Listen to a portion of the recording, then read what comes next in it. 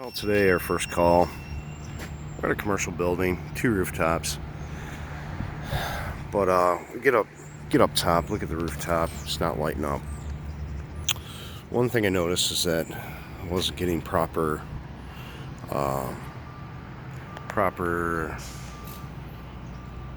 low voltage to the gas valve. I was getting 20 volts, so I started looking and found the transformer tap drawn.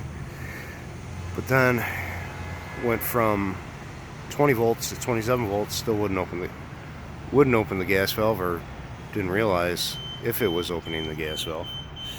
So I'm like, okay, well, let's check and see if we got some gas. So there's 1 meter right there for the first rooftop. And then I come over here and no meter. So that's why they don't have heat. Need to check the meter. See if you even have a meter. Alright guys, like and subscribe. I'll see you in the next one.